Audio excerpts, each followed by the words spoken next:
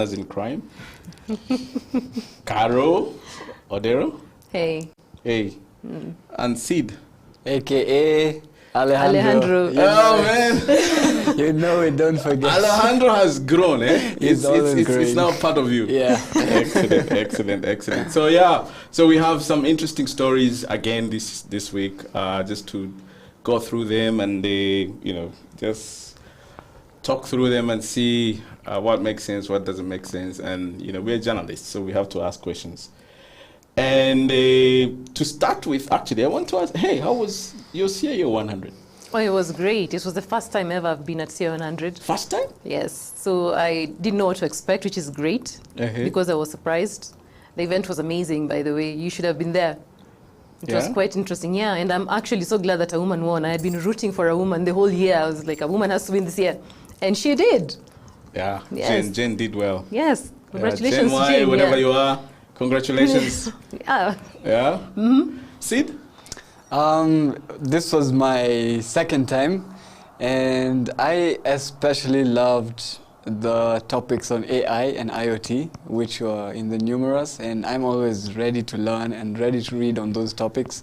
So I was very pleased with the way in which I was understanding how IoT is changing legacy infrastructure, and I was very impressed by all of that. So 10 out of 10. Oh my God, I was impressed. 10 out of 10. Yes, 11 that is so out of 10. That is so true. But for me, I loved your panel, CIO to CEO, because I thought that was pretty amazing. The whole concept of transferable skills, how you can move from being a CIO who knows how to disrupt and how to handle disruption in technology and become a CEO. It was just amazing to me to listen to all these CIOs who are actually future CEOs. Mm-hmm. And I thought that was pretty brilliant, because then there is a career trajectory that I hadn't even thought was possible. Right. Mm-hmm. But yes, the CEOs who do it. It's interesting. And I think in that panel, I also sort of mentioned it. But, it's interesting when we had this event, I think 3-4 years ago. And Dr. James Mwangi of Equity, so he says, that he wants to become the CIO of his company. Yeah, so everybody was like, "What do you mean? Yes. How do you become your CEO? How do you become the CIO of your company?" And then so he did his presentation. Then he said, "You know why I want to become the CIO of my company? It's because the CIO is actually the de facto CEO, because he has visibility over all the resources, all the things, all the people, everybody. Right. Yeah, because businesses are now driven by tech. Yeah. So that really made a lot of sense to me. But which other panels did you like? There was one that was done by Mr. Tarek Abbas, and he spoke about how critical it is for tech leaders to be composed during these times, because we tend to notice companies are taking a defensive standpoint with everything that's going on, especially when it comes to becoming more digitally, becoming better digitally. So he was saying, instead of becoming defensive, take advantage of everything that's going on and harness the way in which the digital transformation is making new avenues for growth. And he was saying, instead of becoming defensive, become more encompassing, attack new avenues, grow. So I liked that. I think that's a good one. It's profound, because you see the pandemic, the natural reaction. The natural reaction when you're faced with a pandemic like this is to retreat. To retreat and get scared and close up stuff because you don't know what's going to happen. So it's a complete switch in terms of the thinking process for you to see danger and follow it. So that's basically what he was saying. You see danger, follow it, and create those opportunities. Innovation. Oh, Innovation, I found speakers who I totally disagreed with, by the way. Oh, really? Yes. First of all, I disagreed with the keynote speaker, Kate McBride, when she talks about how women acquire these skills when they're working at home, and these domestic skills can be transferred into the workplace. Therefore, if you're a good mother, it means that you're a good person in the office. You know how to use your soft skills. And I thought that was ridiculous. I have soft skills. I don't have babies. I'm not married. I know what I'm doing. You can learn soft skills. So I just thought that was something that it just rubbed me the wrong way. But she was very happy with the article, incidentally, even though I tried to make sure that it was understood, that I was not exactly feeling what she was saying. you know that topic I cannot touch, because it's like a dynamite. Yeah. Whichever way you tackle that topic, true. I will be on the losing end. True. That's true. Yeah. That's true. Yeah. You're safe for staying away from it.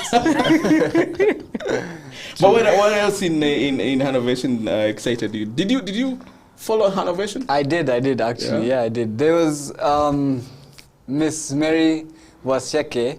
She spoke about developing a branding mindset, that now that we are seeking to grow, especially as young women, I mean... Oh, wow, you're one of us, Alejandro. Welcome to the dark side. As young people, let's just pretend that never came out of my mouth. When did you do a sex change, man? Please, we need to be... It's in the works. Okay.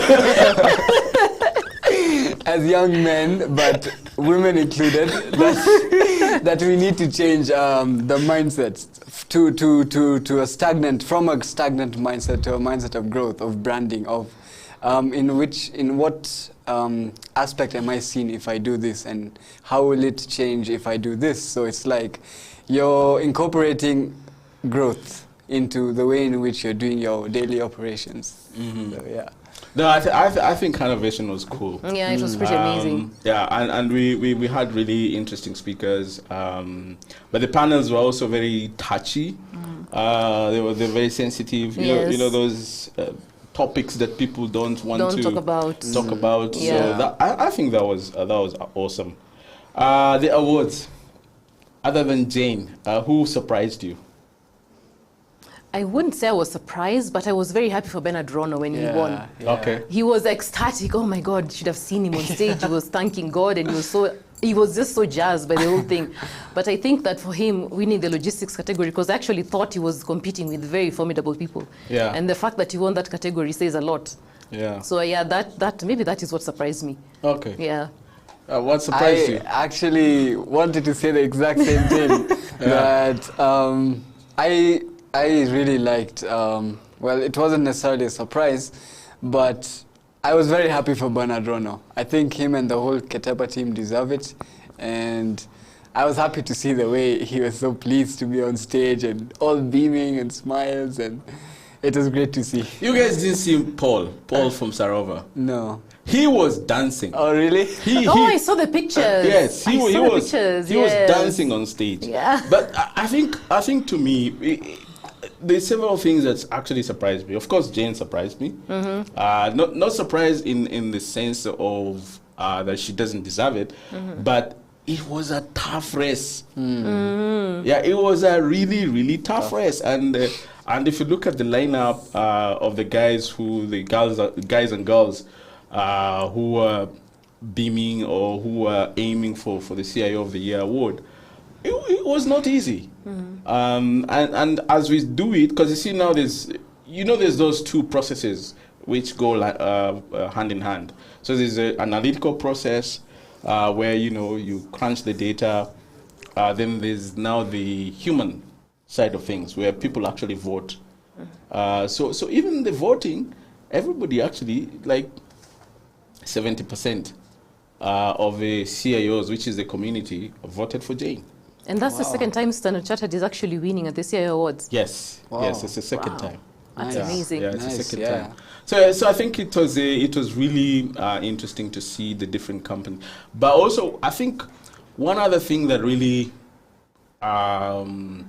what's the word, that gave me a warm heart was to see companies and organizations from outside Kenya winning the award. Yeah, because for the longest time we've had Kenyan companies winning most of the awards, but this year we had Rwanda winning, we had Tanzania winning, we had Uganda companies winning. So that was really cool. I really liked it. I was actually surprised that a ministry could actually win and the CIO of the Year award. the Ministry of Works. I just was very surprised by that. Yeah. I didn't think that the government could be that, well, evolved. No, some government agencies do a lot of work. Yeah. They do some innovating stuff. The issue with a lot of government agencies is they don't know how to communicate even the good things that they do. Yeah, so that was cool. That was cool. I enjoyed it, and the after party as well. Oh yes, the after party. The after party. We'll leave it at that. Yes. The after party. What happens in Naivasha? Stays and lives in Naivasha. Okay, next. So Serianu has released their annual cybersecurity report, and this year is 2019, 2020, because I think they take about 18 months to compile it. And interesting things. But what popped up for me was in the last, so 2017, 2018, there were 16 million threats, cybersecurity threats in the region. 2019, 2020, 40 million. Wow. That's more than double. Yes. Yeah? That's a lot. It's crazy. Yeah. Then another statistic that actually I was like, oh my God, was the insecure remote access. You see, like, as everybody is trying to access their servers, their email, their whatever, remotely, we have an insecure remote access for ID management. So Nigeria leads with 44%. 44% of the remote access links are insecure. Wow. That's very disturbing. Very 44%. disturbing. Kenya, 42%. 42%. Wow. Uganda, 10%. Botswana, 2%. So what does this say? What does this mean? Does it mean that people don't take, is it that people don't take security seriously? Is it because people don't know how to secure their systems? What is it? I think it was just a flaw in the system that was noticed because of COVID. Yes. But it had probably always been there. But now we just noticed it, and we've seen just how serious it really is because of this. Yeah. So it's the timing that makes it look worse. And threat actors are evolving now. Ever since the pandemic came around, we've also seen an increase in phishing attacks and all of those things. So the pandemic has become a mask for cyber security or cyber criminals, and it's evolved to a level where you can actually click on an email from, like, you're thinking it's from who? Yeah. But it's from threat actors. Actually, I get those like every day. Yeah. I get like an email coming from CIO telling me to change my password because it's old. Yes, Yeah. I remember those ones. Yeah. But this is scary, right? It is very This is scary. scary. What else? Did you look at that report? Yes, I did. Yeah. But what stood out for me was how much attention they pay to data protection and data privacy, and how they want to make sure that they are protecting themselves as organizations, to the extent that there are organizations that are hiring data privacy officers just so that they can cover their back. Wow. And also the whole concept of having the right people in the right positions so that you can have the CIOs have this cross-functional training. Yes. So they need to have more data scientists or more data analysts who are able to work in the offices, who are able to explain the law to them, who are able to understand the connection between ICT and technology. And so there is a whole new world of careers that is developing that is facing data protection law. Yeah, and that law, have you seen the penalties? Yes, Wow. 5 million, 10 million. Yes, yes. That's insane. It's crazy. Yeah, those penalties. Yeah. I think guys need to be really, really careful. And especially anybody who's handling anybody's data. Yeah, which is a lot of people. Yeah. She's 'cause- Including everyone's. us. Yeah. Exactly. Yeah. So, because I can come to you to an organization and demand to see my data, and you have to give it to me in 24 hours. Imagine that. So it means Imagine people need to start now looking at their data management systems. Yeah. You need to have data officer is important, and the entire organization I think needs to look at data differently. Yes. Yeah. Sid, what popped out for you? A new threat. I'm always looking at these new cyber threats. And there was one called machine learning poisoning. Okay. So basically, it's where threat actors actually poison the data and the algorithms inside the processes of the way in which things are unfolding. And so it's like the algorithms misinterpret what is supposed to happen and actually malfunction.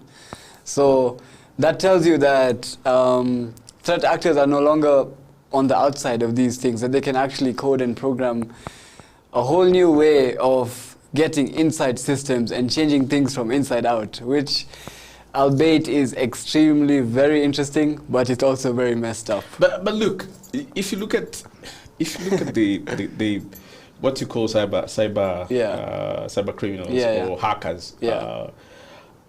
These are smart programmers. Very.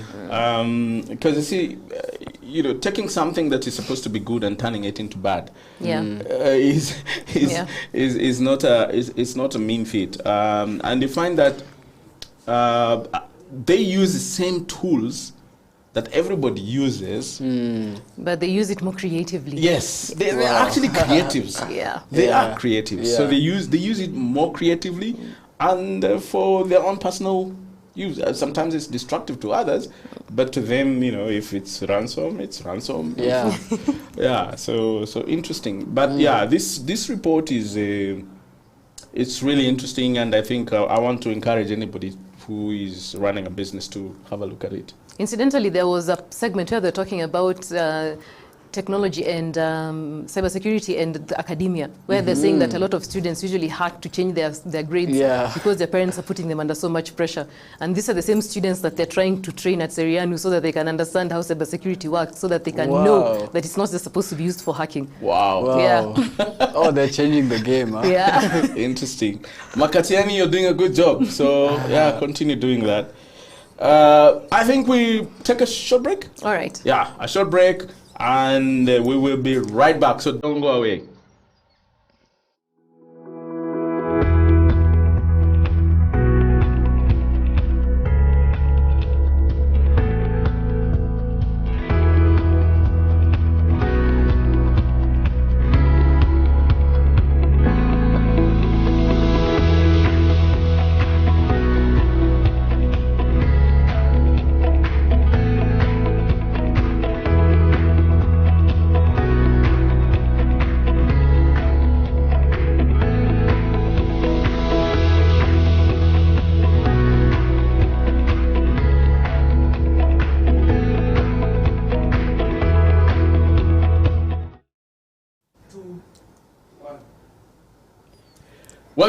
Welcome back. So, there's something that has refused to go away in the IT sector. Everybody has been wishing it away, but it's refused to go away. And this is the Kenya ICT Practitioner Bill. It's a proposal. It's a bill. It's not law yet. Yes. Yeah. And so there's so many people who are like, we can't have this thing. But there's also another group that has been pushing this, including what's the name of the MP who's pushing it? Otsotsi. Yeah. Yeah. So he's sponsored it twice now. This is the second time that he's sponsoring this and trying to push it. The last time there was a petition, and I think when they saw the petition and the people signing the petition, I think they pulled back, but now it's back. Yeah, it's back. What's your take on it? Well, first of all, this thing comes up every 2 years. Does it? 2016, 2018, 2020. Every 2 like, years. is this a plan or something? Like someone is executing a plan in long term. Yeah. But for me, what is striking about the ICT Practitioners Bill is that they're trying to be like the Advocates Act. So they're talking about a disciplinary committee. They're talking about continuing education. They're basically taking the Advocates Act and plastering it as the ICT Practitioners Act. And they haven't thought about the ramifications. And also, what is an ICT practitioner? Does the fact that I work in a tech magazine make me an ICT practitioner? Who is an ICT practitioner? How do you define an ICT practitioner? Yeah. So the fact that you can't define who that person is, and then at the same time you want them to come on board, what advantages are they getting once they sign on to this bill? Right. What are you getting out of it as an ICT practitioner? I still don't see the benefit so far. Yeah, very, very interesting points you've brought forth, because that also leads me to understand that in particular angles. They're trying to regulate an industry and hold an industry and get a gist of an industry that is too vast for this. It's too vast. Yeah. I think it's complex to try. And I like your point about who's an ICT practitioner. By the way, that ICT thing, I really don't like it. It's a new thing. Us guys, those guys, we actually used to call it IT, not ICT. Where did the ICT come from? Some NGO stuff, I think, if you ask me. But hardcore IT people, they just call it IT.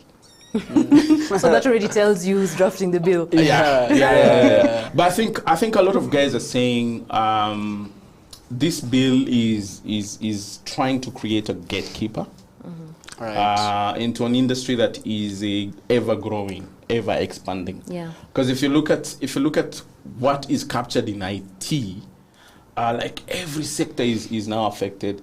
So you have doctors who are actually IT practitioners. You have mechanics who are IT practitioners. But you see, you can't really prescribe effectively and correctly who an ICT practitioner is. And there's some people who don't have IT that IT training,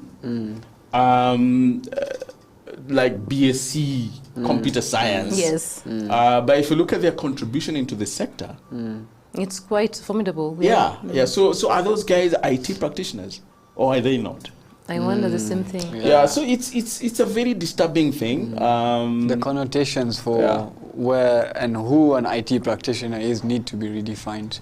And also, sorry, did I cut you short? Yeah, I also think that the IT, or is it ICT industry, needs to pay more attention to the legal process. I think that there is a lot of dismissal of what the law is when it comes to IT. And I think that the IT guys need to get more into law. It's going to take a longer time for the lawyers to become IT people. But for someone who's in IT to traverse into the legal fraternity, I think it is much easier.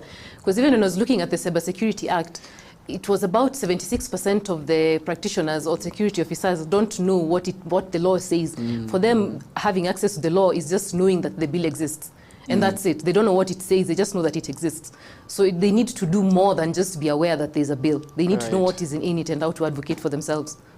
I agree. And I think this is a discussion that has been going on where people are saying IT people don't engage. We're too busy on our keyboards that we don't engage policymakers. We don't engage what's happening around outside our space. And I think that's dangerous. I was speaking to I think during CIO 100, and we were chatting with one of the delegates on the platform, and apparently there are many lawyers now studying IT. Okay, that's encouraging. Yeah, there are a lot of lawyers who are studying IT, especially because of the new data law. Yes. Because there's going to be a lot of issues around it. So rent seeking, those are some of the words that people are using for the ICT practitioner bill. So rent seeking, gatekeeping, and this cannot be allowed. So we need to either the industry needs to look at that bill and see if there's merit in having it. And making sure that it just addresses the industry properly. That's my take. That's my take. But there's a lot of bile around it. So let's see how it goes. Let's keep watching what's going on in this. Then the loons. The loons have gone loony. Nice. Loony. That's very nice. In other spaces they would say it's gone belly up, but now I can imagine up there. What happened? What do you think happened? I was reading this article from BBC where they were saying that the loon balloons have arrived in Kenya, but they also said the details have not been disclosed. So basically, oh no. So no one really knows no. how they ended up here, why they ended up here, who is responsible for them. Oh no. No, but they were launched, man. They were launched in was it in Nakuru or Nyauru? Yeah. With much fanfare. When people were complaining about COVID and the loon balloon was right there. Yes. Well, still, I would like to know who's responsible for bringing them here, what they hope they will gain from it, how long it's going to last up in the atmosphere or the stratosphere. And if at all we are paying for it, how do people make money out of this? How does Google make money? Or is it just one of those things where this is an altruistic act where they put it there so that you can access Google so they can get more money out of advertising? There is a lot about the loon balloons that I don't understand. Yeah. Do you know anything about the loons? From what I've read, and everything just points to one direction. It says that the country initially bought the loon balloons to retain its innovative competitive advantage. Now that means a lot of things depending on who you ask. But if you think about the fact that Peru bought and Kenya bought, we already know something fishy is going on. So in the whole world, okay, let's not say the whole world. Yeah. In the developed world where connectivity is a problem, only 2 countries bought the loans. Kenya and Peru. Yeah, you go figure that out. Yeah. Okay. But then, so they've run out of money. Yes, because they've been spending it like there's no tomorrow. But you know, it's always a good idea to spend someone else's money rather than your own. Because I know now they're thinking about using their own money to fund the loans. But I think that they should hold off on it, first off. Hold off? And think. They need to rethink. They need to rethink their strategy when it comes to these balloons and what they were thinking they're going to get out of it. And if they're going to ask the other people for money after Kenya and Peru have paid. Actually, I think we need to talk to somebody at Telkom, because Telkom are the ones managing it, right? Exactly. So I think we need to try and find somebody in Telkom and talk to them and see if we can get any info about that them. would be good to get answers. Yeah, it would be good to understand what is... Because, okay, so the country paid, I don't know whether they paid or did not, to have the loons. Then why would we pay for that? I don't know. Internet, connectivity. Yeah, but there are other ways. Yeah. But we are, competitive advantage. We are innovators. Yeah. We need an advantage. So you see, in fact, the problem is, the loon, they've run out of money. So which means then there are 2 things. Either Alphabet will put in money in them and continue pushing it until they get new investment, or they will shut it down. Yeah. So if they shut it down, what happens to the investment that the different countries, so Kenya and Peru, what happens to the investment that they put in into the loans? Yeah. You see now that's right. That's where the issues are, because if a country has put in money into it, then they deserve to get a service. But yeah, so I think this is an interesting thing that we need to research a bit more, talk to a few more people and find out what's going on. Because I think it's a new story. It's a developing story. I think it was in like 2 newspapers. It's still an exclusive. You had it here first. You did. Yeah, so next is this right here. If you can see this, the 30+ most influential women in tech. Get yourself a copy. So here we've actually talked about women who have done such amazing things in tech. And here they are. And we actually have categories. I know that people who've been wondering if we picked them off the top of our heads. We actually did not. We had reasons to pick these women, and they're very accomplished, and they've done a lot for the ICT industry in Kenya. The IT industry, I'm sorry. Forgive me. So tell us, what's a criteria? Just quick. Okay, a leader who directly contributes to the growth and strategic direction of the organization. A role model who encourages a new generation of women in tech. A woman who has continually driven innovation, the kind that inspires the wider tech community. Someone who has contributed to the general development of the IT sector. A woman who has opened doors over the past year owing to overall contribution to the tech community and industry in 2020. So nice. A lot of these women have done amazing things in 2020. That's solid. Yes. That's solid. Yeah. So tell me, are we expecting 30 most influential men in IT, in tech. But they're on the cover every day. We know them. I'm just asking. I'm just asking. We could do that. Yeah? We could do that, though we would need a bigger magazine. It's only 30. Okay. So what's up for next week? What are you guys following? What stories are you following? I haven't started following any stories for next week. Next week, well, I'm looking at the loons. Okay. For that. Yeah, that's. And I'm also following the Jane Moy's story. I want to see what she has done, what she's bringing on the table. So you guys watch out, because that's the December-January cover. So that's what I'm going to be working on. That's going to be a story to read. And I'm definitely looking forward to that one. Excellent. Yeah. Sid? Yeah, I'm always up to see the battles between tech giants. So I know there's something. Oh man, Apple versus Facebook versus everybody else. Yeah, so there's something brewing between Apple and Google. So I'm going to follow up on that, and be sure to check our site, because we'll have a couple of stories going out on that. Excellent. Yeah. Thank you guys. Thank you so much. You've got all this info all the time, man, and that's amazing. So that's all we have for you this afternoon, and please join us again next week for another edition of Deep Dive. Yeah. Take a deep dive.